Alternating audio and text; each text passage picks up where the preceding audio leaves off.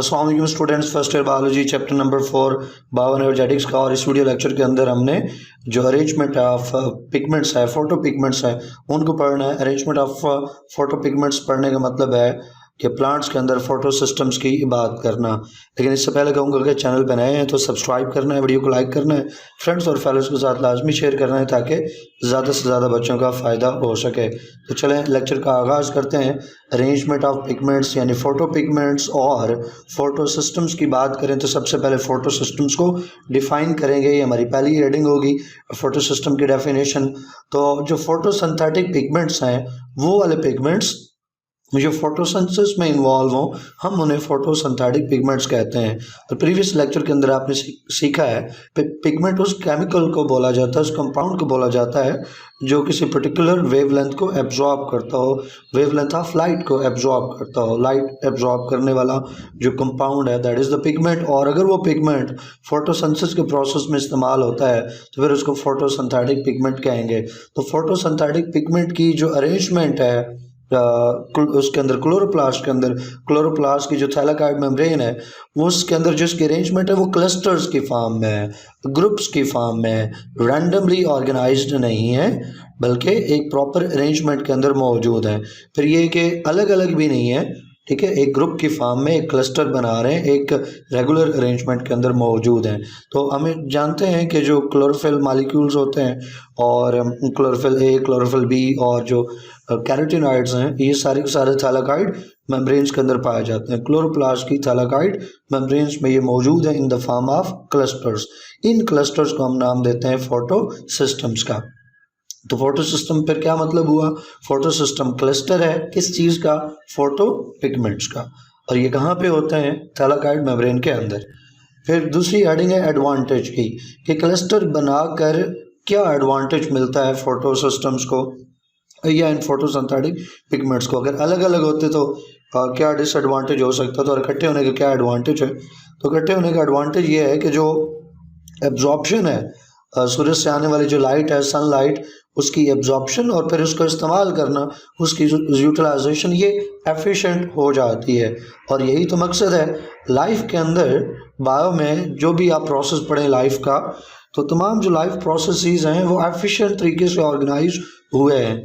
तो ऐसा कैसे हो सकता है कि फोटोसिंथेसिस का जो इतना इम्पोर्टेंट प्रोसेस है जिसके ऊपर तमाम लाइफ की फॉर्म्स डायरेक्ट और इनडायरेक्ट डिपेंड करती हैं, तो इतना इम्पोर्टेंट प्रोसेस जो है वो एफिशिएंट तरीके से ऑर्गेनाइज ना हुआ तो ऐसा मुमकिन नहीं है ना। तो एफिशिएंसी को बढ़ाने के लिए एक जो तरीका है वो ये है कि जो फोटोसिंथेटिक पिगमेंट्स हैं उनको क्लस्टर्स के फॉर्म में एक जगह अरेंज किया जाए थैलाकॉइड मेम्ब्रेन में, तो जो क्लस्टर्स बनते हैं फोटो सिस्टम्स। और इसका एडवांटेज ये है कि इससे एब्जॉर्प्शन और यूटिलाइजेशन ऑफ लाइट एनर्जी वो एफिशिएंट हो जाती है। और अगर ऐसा ना होता तो यकीनन एफिशिएंसी जो है वो कम होती, और उससे फिर जारी बात है जब एफिशिएंसी कम होती तो फोटोसिंथेसिस स्लो होता, फोटोसिंथेसिस स्लो होने से फूड स्लो बनती और उससे ग्रोथ भी स्लो होती। नंबर 3 के ऊपर जो हमारी हेडिंग है वो स्ट्रक्चर, यानी किस चीज़ का स्ट्रक्चर? फोटो सिस्टम का स्ट्रक्चर। तो आप इसकी एक हेडिंग बना सकते हैं कंपोनेंट्स ऑफ फोटो सिस्टम, या आप स्ट्रक्चर ऑफ फोटो सिस्टम्स की हेडिंग बना सकते हैं।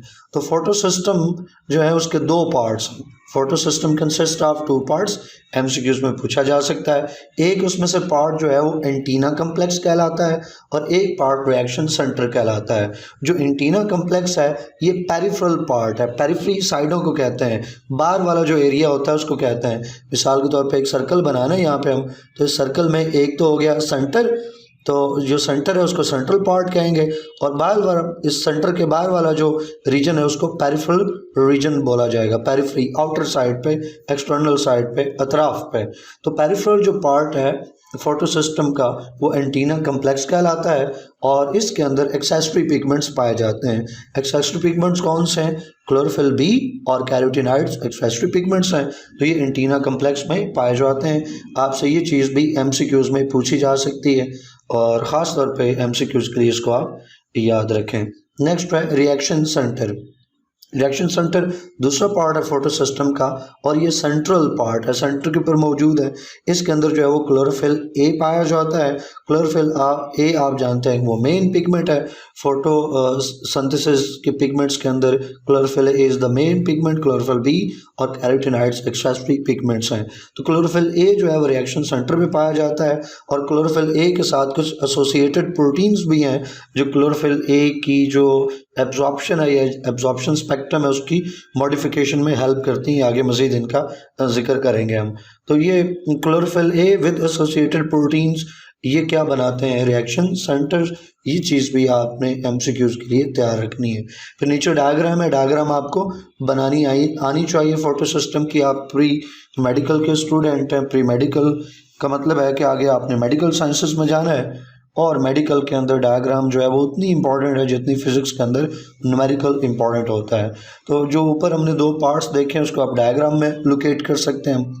दो पार्ट्स, रिएक्शन सेंटर और दूसरा कौन सा जी, एंटीना कम्प्लेक्स। तो ये एंटीना पिगमेंट मॉलिक्यूल्स जो हैं यहाँ पे हाईलाइट किया गया। Antenna pigments molecules antenna complex को रिप्रेजेंट कर रहे हैं। और जहाँ तक बात रिएक्शन सेंटर की है तो ये रहा रिएक्शन सेंटर। रिएक्शन सेंटर के अंदर क्लोरोफिल ए जो है वो मौजूद है। तो रिएक्शन सेंटर का क्लोरोफिल ए और क्लोरोफिल ए के साथ उसका प्राइमरी इलेक्ट्रॉन एक्सेप्टर जो है वो भी एसोसिएटेड है, उसने भी उसके साथ होना है। तो क्लोरोफिल ए का प्राइमरी इलेक्ट्रॉन एक्सेप्टर यानी क्लोरोफिल ए जब अपने दो इलेक्ट्रॉन्स लूज करेगा, जब लाइट एब्जॉर्ब करेगा, क्लोरोफिल ए के ऊपर लाइट पड़ेगी, वो लाइट कैप्चर करेगा, उससे उसकी ऑक्सीडेशन होनी है, दो इलेक्ट्रॉन्स निकलने हैं। तो वो दो इलेक्ट्रॉन्स आगे किसी ने कैप्चर करने हैं। तो प्राइमरी इलेक्ट्रॉन एक्सेप्टर है जो उन दो इलेक्ट्रॉन्स को कैप्चर करता है। तो क्लोरोफिल ए के साथ उसका एसोसिएटेड प्राइमरी इलेक्ट्रॉन एक्सेप्टर, ये दो चीज़ें होंगी। फिर आप अगर आप फ्लो ऑफ एनर्जी देखना चाहते हैं तो आप एरो से देख सकते हैं। ये फोटोन किसको कहते हैं, लाइट एनर्जी को फोटोन कहते हैं। अगर लाइट को हम पार्टिकल कंसिडर करें तो फिर लाइट के जो पार्टिकल्स हैं उनको फोटॉन्स का नाम दिया जाता है। तो फोटॉन्स जो है वो पड़ेंगे, स्ट्राइक करेंगे फोटो सिस्टम के ऊपर और उसका नतीजा ये निकलेगा कि फोटोन एनर्जी जो है वो एब्जॉर्ब, क्लोरोफिल ए अपनी भी जो है वो एनर्जी एब्जॉर्ब कर रहा है, यानी वो खुद से भी क्लोरोफिल ए फोटॉन्स को एब्जॉर्ब करता है। लेकिन जो एक्सेसरी पिगमेंट्स हैं जो सराउंडिंग पे पेरिफेरल रीजन के अंदर जो एंटीना कम्प्लेक्स के पिगमेंट्स हैं वो भी क्लोरोफिल ए ही के लिए लाइट को एब्जॉर्ब करते हैं। तो क्लोरोफिल ए के लिए उन्होंने लाइट को कैप्चर किया, वो मॉलिक्यूल टू मॉलिक्यूल होती हुई अल्टीमेटली किसके पास पहुंचेगी, क्लोरोफिल ए के ऊपर। क्लोरोफिल ए के ऊपर जब सारी एनर्जी पहुंचेगी तो उसके दो इलेक्ट्रॉन्स रिमूव हो जाएंगे, ऑक्सीडेशन हो जाएगी और वो दो इलेक्ट्रॉन्स फिर किसको दे दिए जाएंगे, वो दो इलेक्ट्रॉन्स दे दिए जाते हैं जो प्राइमरी इलेक्ट्रॉन एक्सेप्टर है क्लोरोफिल ए के साथ उसको, और वहाँ से फिर आगे जी स्कीम वाला सिलसिला चल पड़ता है। तो ये वर्किंग भी मैंने थोड़ी सी साथ समझा दी, आगे भी हम देखेंगे। नेक्स्ट है types of photo systems. Photo systems की दो टाइप्स हैं और ये दो टाइप्स बनती कैसे हैं, ये दो टाइप्स के पीछे जो कंसेप्ट मौजूद है वो एसोसिएटेड प्रोटीन्स का है। अभी ऊपर हमने देखा कि क्लोरोफिल ए जो है रिएक्शन सेंटर में मौजूद क्लोरोफिल ए उसके साथ एसोसिएटेड प्रोटीन्स होती हैं। अब कौन सी एसोसिएटेड प्रोटीन्स हैं, इससे क्लोरोफिल ए की जो लाइट एब्जॉर्प्शन है उसके ऊपर थोड़ा सा फर्क पड़ता है। तो क्लोरोफिल ए जो है उसकी अपनी जो ऑप्टिमल एब्जॉर्प्शन है वेवलेंथ की वो 660 नैनोमीटर है। क्लोरोफिल ए के साथ अगर कोई प्रोटीन ना जुड़ी हो ना, खाली क्लोरोफिल ए हो, तो फिर वो जो मैक्सिमम वेवलेंथ एब्जॉर्ब करता है वो 660 नैनोमीटर की एब्जॉर्ब करता है। लेकिन क्लोरोफिल ए ने अपने आप को थोड़ा सा मॉडिफाई कर रखा है अब वेवलेंथ बढ़ाने के लिए। तो मॉडिफिकेशन कैसे हुई है, वो एसोसिएटेड प्रोटीन्स की मदद से हुई है। तो एसोसिएटेड प्रोटीन्स अब कौन सी साथ जुड़ी हुई हैं, इसके ऊपर दो तरह के फोटो सिस्टम बनते हैं। तो जो क्लोरोफिल ए है it associates with different proteins, यानी अपने आप को डिफरेंट प्रोटीन्स के साथ कनेक्ट करता है, जोड़ता है, जिससे कि क्लोरोफिल ए का जो एब्जॉर्प्शन स्पेक्ट्रम है, जो उसकी ऑप्टिमल वेवलेंथ है, वो थोड़ी सी शिफ्ट हो जाती है और 660 से ये ऊपर चला जाता है, 680 और 680 से ऊपर फिर 700। तो दो तरह के फोटो सिस्टम्स बनते हैं इन एसोसिएटेड प्रोटीन्स की वजह से। तो वो दो डिस्टिंक्ट फोटो सिस्टम्स कौन से हैं? फोटो सिस्टम 1 है और फोटो सिस्टम 2 है। अब फोटो सिस्टम 1 और फोटो सिस्टम 2 को मैंने डिफरेंस की फॉर्म के अंदर जो है वो आपके सामने रखा है, ताकि अगर डिफरेंस पूछ लिया जाए फोटो सिस्टम 1 और 2 का तो भी शॉर्ट क्वेश्चन में आप इस काबिल हों कि 3 मार्क्स गेन सकें, और अगर लॉन्ग क्वेश्चन में अटैम्प्ट कर रहे हैं तो चाहे आप इसी तरह कंपैरिजन में लिखें या आप उसको पैराग्राफ बना लें हेडिंग के अंदर, तो भी आपकी मर्जी है। तो मैं तो रिकमेंड करूंगा कि आप इसको इसी तरह याद करें और इसी तरह शॉर्ट हो या लॉन्ग हो उसको इसी तरह अटैम्प्ट करें। तो 3 कॉलम हो गया, पहला कॉलम फैक्टर का, दूसरे कॉलम के अंदर फोटो सिस्टम 1 और तीसरे कॉलम के अंदर फोटो सिस्टम 2 हमने लिख लिया। अब फोटो सिस्टम को शॉर्ट फॉर्म में फोटो से पी आगे सिस्टम से एस और साथ 1 PS1 भी कह देते हैं, और इसी तरह फोटो सिस्टम 2 को PS2 कह देते हैं। तो जो फैक्टर का कॉलम है उसमें सबसे पहली चीज़ जो है वो डिस्कवरी की है। तो इनको जो नाम दिए गए हैं फोटो सिस्टम 1 और फोटो सिस्टम 2, इसके पीछे रीज़न इनकी डिस्कवरी है। जो सबसे पहले फोटो सिस्टम डिस्कवर हुआ था उसको फोटो सिस्टम 1 का नाम दे दिया गया, इसलिए जब फोटो सिस्टम 1 के अंदर डिस्कवरी की बात कर रहे हैं तो हम इसको कह रहे हैं कि इट वाज डिस्कवर्ड फर्स्ट, और फोटो सिस्टम 2 जो है इट वाज डिस्कवर्ड लेटर। अब कब डिस्कवर हुआ, किसने डिस्कवर किया, ये अब आपकी बुक के अंदर मेंशन नहीं है। मैं इसको इंक्लूड कर देता, लेकिन मैंने इसको ज़रूरी इसलिए नहीं समझा कि वो आपसे फिर एग्ज़ाम में पूछा नहीं जाएगा। लेकिन अगर आप क्यूरियस हैं तो आप इसको गूगल कर सकते हैं, आपको दोनों की डिस्कवरी की डेट्स और साइंटिस्ट के नेम्स मिल जाएंगे अगर आप मज़ीद कुछ एक्स्ट्रा लर्न करना चाहते हैं इनके ऊपर। मैक्सिमम एब्जॉर्प्शन जो है फोटो सिस्टम 1 और फोटो सिस्टम 2 की, तो फोटो सिस्टम 1 जो है 700 नैनोमीटर की वेवलेंथ, मैक्सिमम वेवलेंथ जो एब्जॉर्ब करता है वो 700 नैनोमीटर की है, और फोटो सिस्टम 2 जो है वो 680 नैनोमीटर की मैक्सिमम वेवलेंथ एब्जॉर्ब करता है। इनके और नाम भी हैं। फोटो सिस्टम 1 को फोटो सिस्टम 1 चूँकि 700 नैनोमीटर की वेवलेंथ एब्जॉर्ब कर रहा है तो इसको हम P700 भी कह देते हैं, और इस तरह फोटो सिस्टम 680 नैनोमीटर की वेवलेंथ एब्जॉर्ब करता है तो इसको P680 भी कह देते हैं। इसके बाद है हेडिंग जो है वो रिडक्शन की, चौथा नंबर के ऊपर। रिडक्शन गेन ऑफ इलेक्ट्रॉन्स को कहते हैं, ऑक्सीडेशन लॉस ऑफ इलेक्ट्रॉन होता है। तो यहाँ जो रिडक्शन की हेडिंग है ये गेन ऑफ इलेक्ट्रॉन की है।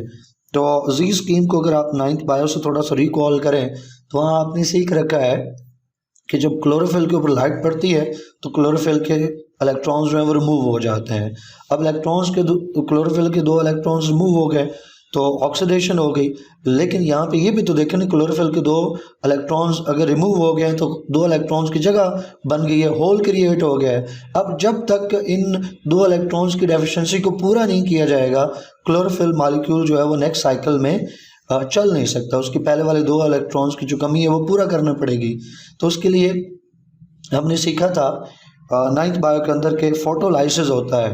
फोटोलाइसिस क्या है कि वाटर का मॉलिक्यूल लाइट की वजह से ब्रेक होता है, वाटर के मॉलिक्यूल के टूटने से 2 इलेक्ट्रॉन्स जो हैं वो निकलते हैं, और वो 2 इलेक्ट्रॉन्स जो हैं वो एक क्लोरोफिल के मॉलिक्यूल को दे दिए जाते हैं ताकि उसके 2 इलेक्ट्रॉन की कमी पूरी हो जाए। तो अब उसको रिडक्शन कहते हैं कि क्लोरोफिल जो है वो 2 इलेक्ट्रॉन गेन कर रहा है, अपनी कमी को पूरा कर रहा है। तो पहले वो ऑक्सीडाइज हुआ था, अब वो रिड्यूस हो रहा है, तो रिडक्शन। तो जो फोटो सिस्टम 1 है ना, फोटो सिस्टम 1 को उसकी 2 इलेक्ट्रॉन्स की कमी कौन पूरा करता है? फोटो सिस्टम 1 की 2 इलेक्ट्रॉन की कमी फोटो सिस्टम 2 पूरी करता है, क्योंकि फोटो सिस्टम 2 तरतीब में अरेंजमेंट में पहले आता है। इसके ऊपर लाइट पड़ती है, इसके 2 इलेक्ट्रॉन निकलते हैं, ये 2 इलेक्ट्रॉन जाते हैं फोटो सिस्टम 1 के पास। तो फोटो सिस्टम 1 को जो 2 इलेक्ट्रॉन मिल रहे हैं फोटो सिस्टम 2 से मिल रहे हैं। तो इसका मतलब है फोटो सिस्टम 1 की जो रिडक्शन हो रही है वो फोटो सिस्टम 2 की वजह से हो रही है। लेकिन फोटो सिस्टम 2 को इलेक्ट्रॉन्स कहाँ से मिलते हैं, उसकी इलेक्ट्रॉन की कमी कहाँ से पूरी होती है? तो वो वाटर की वजह से होती है। लाइट वाटर के ऊपर पड़ती है, वाटर का मॉलिक्यूल ब्रेक होता है जिसको हम फोटोलाइसिस कहते हैं। तो इस फोटोलाइसिस में क्लोरोफिल का भी रोल है। लाइट और क्लोरोफिल मिल के वाटर के मॉलिक्यूल को ब्रेक करवाते हैं। वाटर का मॉलिक्यूल जो ब्रेक होता है उससे 2 इलेक्ट्रॉन्स निकलते हैं और वो क्लोरोफिल को मिल जाते हैं। तो क्लोरोफिल जो फोटो सिस्टम 2 का है वो रिड्यूस हो रहा है वाटर से, और फोटो सिस्टम 1 जो है वो रिड्यूस हो रहा है फोटो सिस्टम 2 की वजह से। फिर है फोटो फॉस्फोरिलेशन। ये पूरा एक टॉपिक है जो आगे हमने जी स्कीम में पढ़ना है। तो अभी मैं सिर्फ आपको फोटो फॉस्फोरिलेशन के ऊपर इतना बता दूं कि ये जी स्कीम का यूँ समझ लें एक तरह का टेक्निकल नेम है।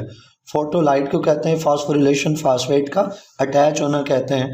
तो जी स्कीम के अंदर याद करें एटीपी और NADPH दो एनर्जी मॉलिक्यूल्स बनते हैं। तो वो जो एटीपी बनता है ना, उस एटीपी में जो है वो लाइट का रोल है, लाइट एनर्जी का रोल है उस एटीपी के बनने में।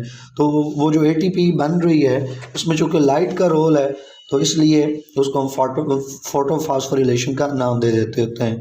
तो आगे हमने पढ़ना है कि ये जो जी स्कीम है और फोटो फास्फोरिलेशन है, ये दो तरह का होता है, एक साइक्लिक और एक नॉन साइक्लिक। तो जब साइक्लिक और नॉन साइक्लिक को हम सीखेंगे यानी जी स्कीम की बात करेंगे तो हमें पता चलेगा कि फोटो सिस्टम 1 जो है ये ना सिर्फ साइक्लिक जो है जी स्कीम है या साइक्लिक फोटो फास्फोरिलेशन में इन्वॉल्व है, बल्कि नॉन साइक्लिक फोटो फास्फोरिलेशन में भी इन्वॉल्व है, जिसको हम असल में जी स्कीम कहते हैं ना। जो नॉर्मल जी स्कीम आप 9th के अंदर पढ़ के आए हो वो नॉन साइक्लिक फोटो फास्फोरिलेशन है, लेकिन समटाइम्स वो साइक्लिक भी हो जाती है तो उसको फिर साइक्लिक फोटो फास्फोरिलेशन कहते हैं। तो फोटो सिस्टम 1 साइक्लिक में भी इन्वॉल्व है, नॉन साइक्लिक में भी इन्वॉल्व है। जबकि फोटो सिस्टम 2 की बात करें तो फोटो सिस्टम 2 सिर्फ और सिर्फ नॉन साइक्लिक फोटो फास्फोरिलेशन में इन्वॉल्व है। जो नॉर्मल जी स्कीम है, जो नॉर्मल फोटो फास्फोरिलेशन है, उसके अंदर जो है सिर्फ और सिर्फ फोटो सिस्टम 2 का सिर्फ उसी में रोल है। जब साइक्लिक होती है तो साइक्लिक में जो PS2 है उसकी इन्वॉल्वमेंट नहीं होती, साइक्लिक में सिर्फ और सिर्फ PS1 आता है। इसको आगे हमने पढ़ना है, एक पूरा हमारा टॉपिक है फोटो फास्फोरिलेशन का, तो उसमें मज़ीद डिटेल्स आ जाएंगी। नेक्स्ट हमारी जो हेडिंग है वो वर्किंग की है कि जो फोटो सिस्टम्स हैं ये वर्क किस तरह से करते हैं। तो ऊपर हमने डायग्राम के अंदर भी सीखा कि क्लोरोफिल ए अपने लिए भी खुद भी ये लाइट कैप्चर करता है, जारी बात है फोटो सिस्टम है, फोटोसिंथेटिक पिगमेंट है तो क्यों नहीं लाइट को एब्जॉर्ब करेगा, लेकिन ये कुछ खास वेवलेंथ के ऊपर ही लाइट को कैप्चर करता है। तो बाकी वेवलेंथ्स ज़ाया हो जाएंगी, तो बाकी वेवलेंथ्स को ज़ाया होने से बचाने के लिए एक्सेसरी पिगमेंट्स मौजूद हैं। तो बाकी जो लाइट्स जो वेवलेंथ्स क्लोरोफिल ए एब्जॉर्ब नहीं कर पाता उनको एब्जॉर्ब करने के लिए एक्सेसरी पिगमेंट्स मौजूद हैं। एक्सेसरी पिगमेंट्स उनको एब्जॉर्ब करके उनकी एनर्जी क्लोरोफिल ए जो मेन फोटो पिगमेंट है उसको दे देते हैं और फिर क्लोरोफिल ए जो मॉलिक्यूल है उसकी ऑक्सीडेशन होती है। तो क्लोरोफिल ए मॉलिक्यूल जो है ये सिर्फ और सिर्फ नैरो वेवलेंथ यानी बहुत नैरो रेंज के अंदर ये लाइट को एब्जॉर्ब कर सकता है और इसका जो एंटीना कम्प्लेक्स है वो फिर बहुत ज़्यादा ख़ुद से यानी एंटीना कम्प्लेक्स की अगर मदद ना हासिल हो क्लोरोफिल ए को तो फिर उसका नतीजा ये निकलेगा कि क्लोरोफिल ए ख़ुद तो बहुत थोड़ी सी वेवलेंथ एब्जॉर्ब कर रहा है ना, तो फोटो सिस्टम इतना अच्छा ना होता, इतना एफिशिएंट ना होता। तो चूँकि क्लोरोफिल ए को मदद की ज़रूरत है मज़ीद लाइट एनर्जी के लिए, तो उसके लिए एक्सेसरी पिगमेंट्स मौजूद हैं एंटीना कम्प्लेक्स में। तो एंटीना कम्प्लेक्स में जो एक्सेसरी पिगमेंट्स मौजूद हैं वो एनर्जी गेन करते हैं, जो बाकी लाइट का पार्ट है, बाकी स्पेक्ट्रम का पार्ट है, जो लाइट क्लोरोफिल ए से एब्जॉर्ब नहीं हुई उसको एंटीना कम्प्लेक्स एब्जॉर्ब करता है और एंटीना कम्प्लेक्स में मौजूद एक्सेसरी पिगमेंट्स उस एनर्जी को एब्जॉर्ब करके वो एनर्जी फिर क्लोरोफिल ए को ही हैंड ओवर करते हैं। तो जो पिगमेंट्स हैं लाइट एनर्जी को बहुत सारी वेवलेंथ्स जो है वो एब्जॉर्ब करते हैं और एब्जॉर्ब करने के बाद उस एनर्जी को क्लोरोफिल ए को दे दिया जाता है। क्लोरोफिल ए जो रिएक्शन सेंटर में मौजूद है, अब जैसे ही वो एनर्जी क्लोरोफिल ए के पास पहुंचती है रिएक्शन सेंटर में तो क्लोरोफिल ए जो है उसके इलेक्ट्रॉन एक्साइटेड हो जाते हैं। एक्साइटेड का क्या मतलब है, लोअर एनर्जी लेवल से हायर एनर्जी लेवल के ऊपर चले जाना। तो लाइट पहुंची है, इलेक्ट्रॉन्स ने एब्जॉर्ब किए, electron lower energy level to higher energy level jump करेंगे, हायर लेवल पर चले जाएंगे। चूँकि लाइट ज़्यादा एब्जॉर्ब की है तो इलेक्ट्रॉन का हायर एनर्जी लेवल से भी लॉस हो जाता है, यानी कंप्लीट ऑक्सीडेशन हो जाती है क्लोरोफिल मॉलिक्यूल की। तो ये जो इलेक्ट्रॉन है ये एस्केप कर जाते हैं और क्लोरोफिल ए के साथ जो ट्रांसपोर्ट चेन मौजूद है, इलेक्ट्रॉन ट्रांसपोर्ट चेन, ये इलेक्ट्रॉन्स उनको मिलते हैं। और हमने प्राइमरी इलेक्ट्रॉन एक्सेप्टर की बात की ऊपर डायग्राम में, तो प्राइमरी इलेक्ट्रॉन एक्सेप्टर जो है वो एसोसिएटेड है एक तरफ क्लोरोफिल ए के साथ और दूसरी तरफ एसोसिएटेड है इलेक्ट्रॉन ट्रांसपोर्ट चेन के साथ। तो क्लोरोफिल से जो इलेक्ट्रॉन्स दो निकले हैं वो प्राइमरी इलेक्ट्रॉन एक्सेप्टर ने कैप्चर की और वहाँ से फिर एक पूरा सिलसिला चल पड़ता है down the gradient, down the energy. उन इलेक्ट्रॉन्स की एनर्जी जो है वो हाई एनर्जी इलेक्ट्रॉन्स हैं और हाई एनर्जी इलेक्ट्रॉन्स जो हैं उनकी एनर्जी को कैप्चर करके एटीपी जो है वो सिंथेसाइज कर लिया जाता है। तो क्लोरोफिल का मालिक्यूल जो है उससे चूँकि 2 इलेक्ट्रॉन्स निकल चुके तो वो क्लोरोफिल का मालिक्यूल ऑक्सीडाइज्ड हो गया। अब यही इक्वेशन दी गई, ये क्लोरोफिल का मालिक्यूल है, इसके पास इलेक्ट्रॉन इसने गेन कर रखे हैं, रिड्यूस्ड फॉर्म है इसकी, लेकिन जैसे ही इसके ऊपर लाइट पड़ती है और लाइट एनर्जी ये कैप्चर करता है तो इससे इलेक्ट्रॉन अलग हो जाते हैं, 2 इलेक्ट्रॉन इससे अलग हो जाते हैं। तो जो इलेक्ट्रॉन इससे अलग हुआ तो लॉस ऑफ इलेक्ट्रॉन हुआ, तो इसका मतलब है अब वो क्लोरोफिल किस फॉर्म में चला गया है, ऑक्सीडाइज्ड फॉर्म में चला गया। और वो इलेक्ट्रॉन्स प्राइमरी इलेक्ट्रॉन कैरियर से इलेक्ट्रॉन ट्रांसपोर्ट चेन के पास पहुंचे। इलेक्ट्रॉन ट्रांसपोर्ट चेन जो है वो इम्पॉर्टेंट रोल प्ले करती है जनरेशन ऑफ एटीपी। एटीपी का मालिक्यूल जो सिंथेसाइज होना है वो उसी इलेक्ट्रॉन ट्रांसपोर्ट चेन ने करना है। चूँकि इस एटीपी के मालिक्यूल को जनरेट करने के लिए जो एनर्जी यूज़ हो रही है वो लाइट एनर्जी यूज़ हुई, और एटीपी जो है वो एक केमिकल सब्सटेंस है, उसके अंदर एक बॉन्ड है जिसके अंदर एनर्जी स्टोर हुई है। तो हम कह सकते हैं कि यहाँ पे एनर्जी ट्रांसफॉर्मेशन हुई, बायो एनर्जेटिक्स हुआ, एनर्जी ट्रांसफॉर्मेशन हुई, और जो लाइट एनर्जी है वो किस में कन्वर्ट हुई, केमिकल एनर्जी में। लाइट एनर्जी जो सूरज से लाइट एनर्जी आ रही है, केमिकल एनर्जी एटीपी के अंदर जो पीपी बॉन्ड बना है, एटीपी में जो पीपी बॉन्ड बना है, तो पीपी बॉन्ड बनने का मतलब है कि पीपी बॉन्ड में फास्फेट बॉन्ड में एनर्जी स्टोर हुई। तो एनर्जी आई कहाँ से, वो लाइट एनर्जी है जो एटीपी के बॉन्ड में स्टोर हुई। तो जब वो बॉन्ड में स्टोर होगी तब उसको हम केमिकल एनर्जी कहेंगे। जब तक वो लाइट का हिस्सा थी तो वो लाइट एनर्जी कहलाएगी। तो लाइट एनर्जी बेसिकली कन्वर्ट हो रही है केमिकल एनर्जी में। यही बायो एनर्जेटिक्स होता है, यही एनर्जी ट्रांसफॉर्मेशन होती है। आई होप कि ये लेक्चर आपको समझ आया होगा। किसी तरह की कोई भी